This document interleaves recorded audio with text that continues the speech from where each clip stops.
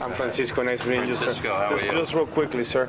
You're not related to San Francisco, are you? Well, no, sir. Okay. I was actually, even though I work for a Mexican company, I was raised in Los Angeles, sir, and it's a sin to be a giant guy, sir. No, that's okay. You know? I was a giant guy when I was a kid. So.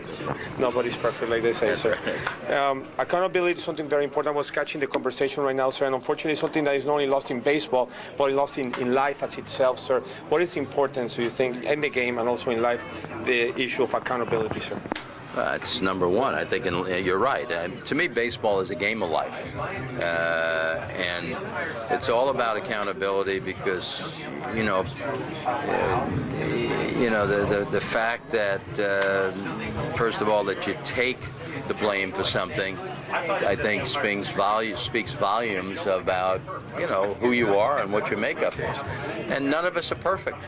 None of us are perfect. I know we, in today's day and age, we look for people to be perfect, and any time somebody makes a mistake, we always magnify it like you're not supposed to make mistakes. And, accountability, what it's all about. I think you have an easier time communicating when people know that, you're not pointing fingers.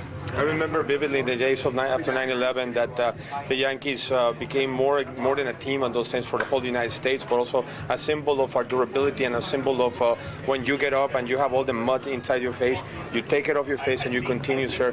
How did that particular instance of our history change your life as a man and as a manager? Well, I can just tell you, baseball has been my life for as long as I remember. I signed as a 19-year-old, and here I am at 70 still doing this stuff. But when 9/11 happened, and for years you always knew there was conflict around the world, but it was always on somebody else's turf. And when it happened in New York City, and I was in New York City at the time, and went around to the families and to visit the hospitals, and unfortunately there weren't enough people in the hospitals to give us any hope. You realize that the NY on our cap at that time meant something more than the Yankees.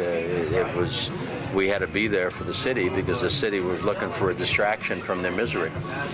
And lastly, sir, you're talking about the sunset of a great, wonderful career. I mean, what you represent for baseball. I mean, being the manager for the Yankees, the best team of baseball at the time of 9/11. Now being the manager of the Dodgers, also a great team of tradition. But at the end of the day, you have children, your grandchildren. How do you want them to remember you, sir? Well, unless I stop doing what I'm doing, I'd like to remember I'm going to be there once in a while for them. I haven't been there. I just. You do the best you can.